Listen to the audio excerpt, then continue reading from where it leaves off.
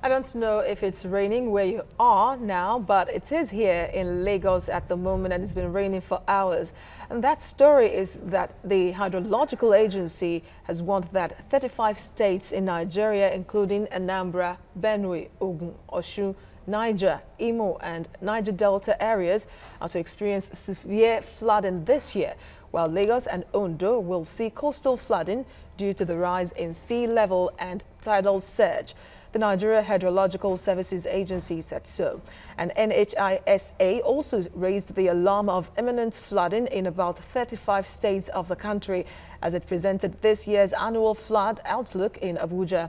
Well, former chairman Nigerian Environmental Society John Ekoko joins us live on the News Hour for more on this. Thank you for your time on TVC News Hour. It's very alarming, the forecast we are hearing now. It's going to practically be flooding across the country. Exactly. That's what it means. Yes. So what should Nigerians be doing at the moment? Thank you. And thank Nigerians. Flooding has been with us. The first major one recorded in 1948 in Ibadan and down the line. But most of the flooding is avoidable.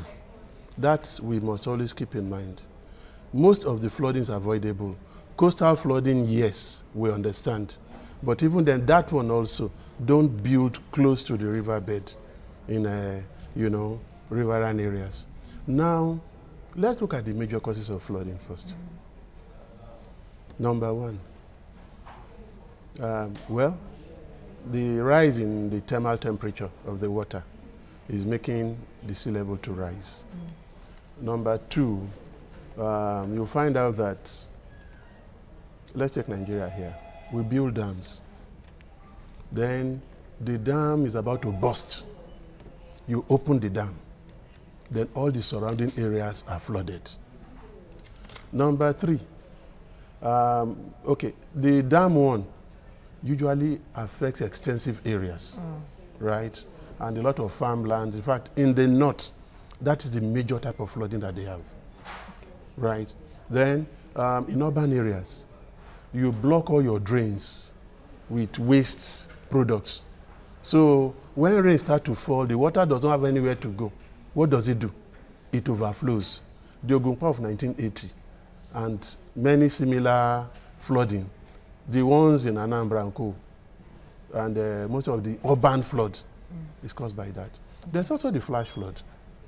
When a sudden heavy downpour, more than the capability of the drainage to handle occurs, it causes flooding. So apparently there are natural causes and human factors. Yes. What can be done to make Nigerians more aware of the human factors and how they can prevent severe flooding in the country? Thank you. Now let's deal with the human factors. At times when we are constructing projects, you are building a road, you are building a school, you are building a house, or such other similar infrastructure. You needed to see the master plan for the area, because usually all these things are provided for in the master plan. But what do Nigerians do? They ignore it. They just build. Take the question of Abuja, FCT in the time of Ahmed Nasiru El-Rufai. You saw that houses of the high and mighty were brought down because they violated. So with these threats in place now of the floods coming, what can be done to prevent it or at least reduce the tide? Fine. First, comply with the building plan, because it has envisaged that things like this can happen, right? And it has provided. Number two, do not indiscriminately start to dig all over the place. Because when you do, like what happens in the east, you cause erosion. And when erosion occurs, it becomes gully erosion. Once there is a flood, there is an overflow. It goes out of bound. Number three, in the urban areas, my God, why should we still be telling Nigerians at this stage that you shouldn't throw dirt in the gutter? Why? There's no reason. But all over the place, in fact, I always wonder, When I see drive along the road, somebody still winds down his glass and throws out one plastic or the other bottle, that's a problem. Number 4, when we are building, there are natural setbacks. We don't observe them, so everything is cramped together. Okay, so that's on the side of the people. What about the government? What measures should the government put in place? Government every day must educate. You cannot have too much of education. And this education must let people know that the environment is not your footmat. It is your partner. It is your sustainer. You must care for this environment. Our appreciation there is quite low. Education, education, education, number 1. Number 2, government must have the will to enforce its laws. Too many times they turn a blind eye. And very sadly, to the ecological fund, we cannot but mention it, has not been applied as it should. We just hear funds go out. What is the impact? What is the result? Right? Number 3. Well, education will take care of the waste. When you are building projects, like you are constructing roads, because at times roads themselves, you know, even aid the flood.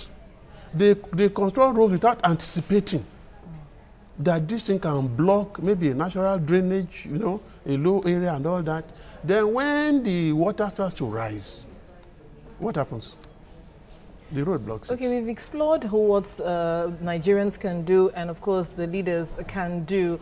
Well, environmentalists like you, what exactly are you and your groups doing to create awareness in the first place to the people to know that you can actually do this and you should not do this to control the situation? Thank you very much. Environmentalists are advocates, like civil groups that took up the responsibility to warn the town crier.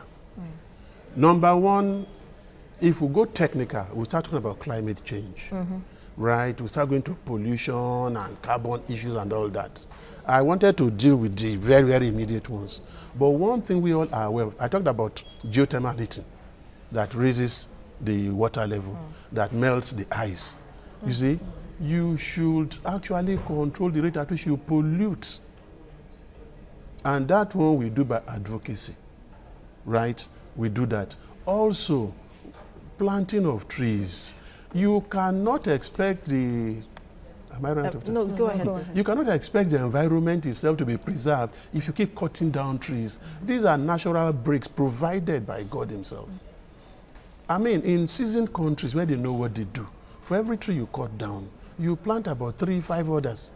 Right? These trees help to do what? Sustain the soil. We've cut down so many trees. We have altered the ecosystem, and we are paying for it. But we need to review our building plans, our building approvals. Too many unapproved buildings litter the landscape. They are causing problems for us. So in essence, the climate change is a big contributing factor to the flooding experience that could be experienced in Nigeria. Of course, it's not the only country now experiencing flooding at the moment. We'll leave it here for now. Ekoko, John, thank you very much for joining us on the News Hour. We hope that indeed when the floods come, Nigerians will be ready to control the situation and it won't be as severe as threatened. Thank you very much for your time. Thank you. I appreciate it.